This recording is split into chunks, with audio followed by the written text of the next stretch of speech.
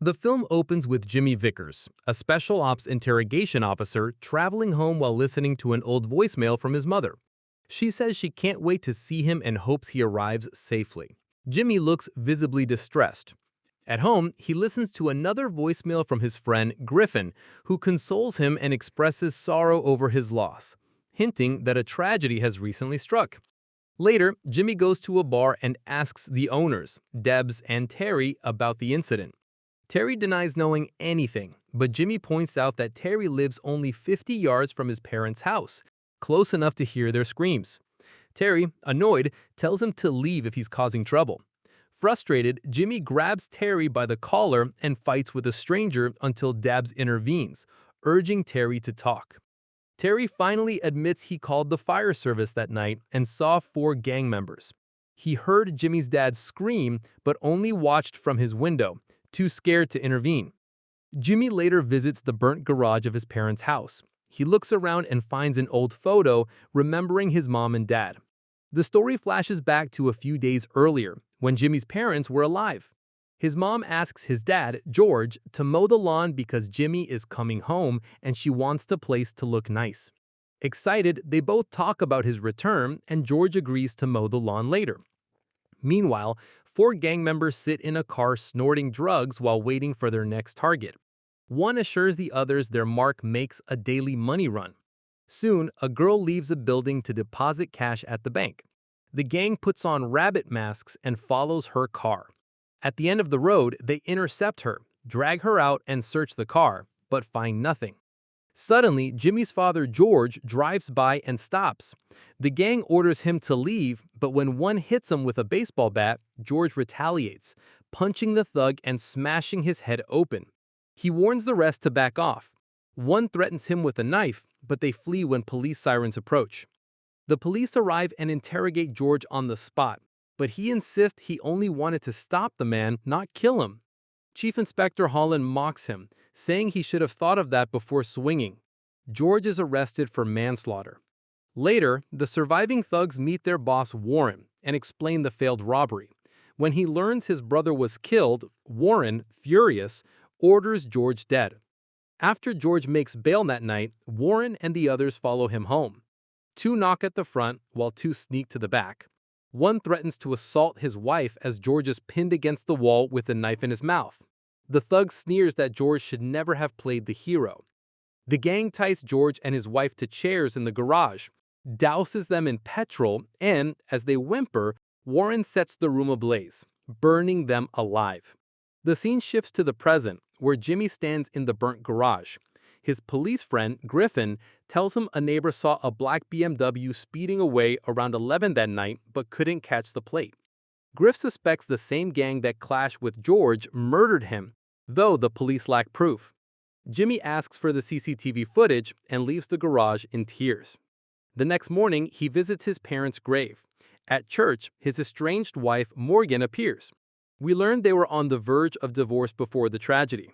She reminds him he missed a funeral despite her 5 emails, but seeing his pain, tells him he doesn't have to go through it alone and can stop by her flat anytime. Later, Griff meets Jimmy and reveals the BMW belongs to Warren, the brother of the man George killed. He hands Jimmy the robbery footage. That night, Warren leaves the gym and gets rear-ended. When he steps out, Jimmy ambushes him. Trained in special ops, Jimmy quickly overpowers him and knocks him out.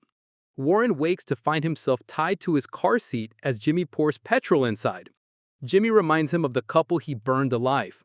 Warren shows no remorse, bragging that they deserved what he did and even boasting about assaulting Jimmy's mother. Barely holding back his fury, Jimmy demands the names of his gang in exchange for mercy. Warren writes them down and apologizes for what he said earlier. Jimmy tosses the cigarette, the car erupts in flames, and Warren's screams of pain echo through the night. Later, Jimmy heads to Morgan's place for the night. After a little chat, Jimmy excuses himself to the bathroom, but Morgan notices him bleeding from a stab wound and stitches him up.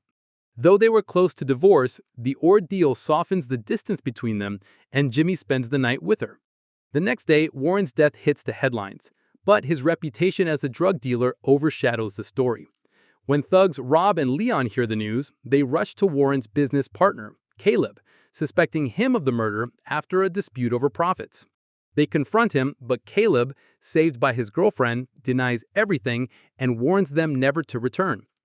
That night, Griff visits Jimmy and urges him not to take justice into his own hands. But Jimmy argues the corrupt system will never stop criminals who terrorize families. Police only file reports while offenders laugh in their faces. The next day, Griff sees it firsthand. During an armed robbery, a shopkeeper is killed. Chief Inspector Holland coldly dismisses the case, mocking and blaming the victim for resisting and trying to disarm the robber.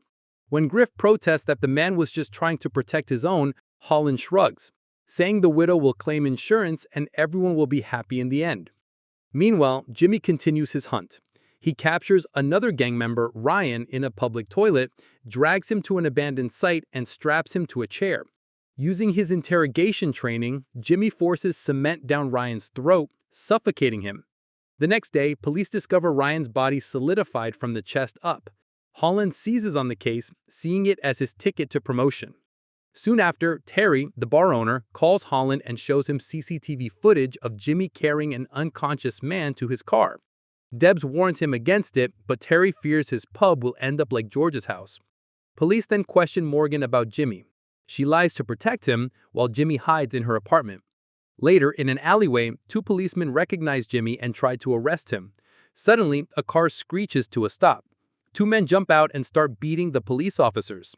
As Jimmy and the men pull guns, to Jimmy's surprise, Colonel Leach steps out. Since Jimmy is a valuable special ops asset, the colonel gives him 48 hours to clean up the remaining gang members before reporting back for duty. Meanwhile, Griff confides in his colleague Joe, the SWAT leader, urging him to give him a heads up if Holland finds Jimmy. Joe suspects Griff is helping Jimmy, but Griff confesses that he's known Jimmy since he was 6. While Joe sees Jimmy as dangerous, Griff argues that Holland is just as bad, chasing promotions while ignoring real justice. At a strip club, Leon receives an envelope containing a photo of Ryan's corpse. Panicked, he flees, only to be ambushed by Jimmy. Leon wakes up chained between a gate and a car, his body stretched taut. He pleads ignorance, enraging Jimmy further. Without hesitation, Jimmy floors the accelerator, tearing Leon's body in half. The next day, Colonel Leach meets Holland in a restaurant. He demands all police files on Jimmy, declaring Jimmy belongs to the army, not the police. Holland refuses, warning that if the colonel takes the law into his own hands, he belongs in jail. Leach responds with a story from 2009. When a terrorist refused to reveal details of a planned attack, Jimmy broke him in 10 minutes. He warns that Jimmy will finish his mission and vanish. Holland accepts the challenge, vowing to catch him, but Leach threatens that if Holland lays a finger on Jimmy, he'll crush him. Soon after, the police superintendent and commissioner are summoned by the army chief. He orders that Jimmy not be taken into custody under any circumstances. Without details, he explains Jimmy's critical role in top-secret operations and demands direct updates from police leadership. That night, the last gang member, Rob, is ambushed by Jimmy, who drags him to Caleb's hideout. Forced to knock on the door, Jimmy uses Rob as a human shield and storms the place. Wounded and panicked, Rob flees while Jimmy guns down the remaining dealers, sparing only Caleb, Warren's partner. Jimmy ties Caleb to a chair, mixes a bucket of the same chemicals used to cook drugs, and dissolves the gang's cash in front of him. Finally, he pours the chemicals over Caleb's head, melting him alive. Meanwhile, Holland discovers that Griffin has been feeding Jimmy intel. He presses him for Jimmy's next target, but Griffin refuses and urges him to stay out of the way. Later, Holland tracks down Rob, the last gang member, who's recovering in a hospital. That night, Rob sneaks into Jimmy's apartment, rummaging through his letters. Later, Jimmy ambushes him again in his car and forces him toward the seaport. There, he ties him up and pulls out a syringe, threatening him with a deadly chemical that would bring a slow, agonizing death. Rob spits in his face and tells him to check the car trunk. To Jimmy's horror, he finds Morgan dead, murdered by Rob.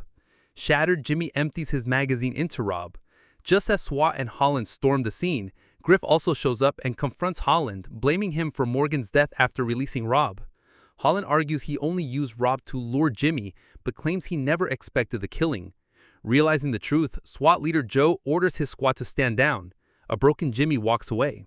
Holland tries to stop him alone, but Jimmy pulls the gun, then drops him with a single punch. The film ends in an alley, where two men assault a girl. As she screams, Jimmy steps out of the shadows. The thugs warn him to leave, but Jimmy only lingers with a sinister smile. If you enjoyed this video, don't be shy to hit the like button, and if you disliked it, hit the dislike button twice, just to be sure. It would be best if you watched the whole movie. Thank you very much for watching. Please subscribe for more videos like this.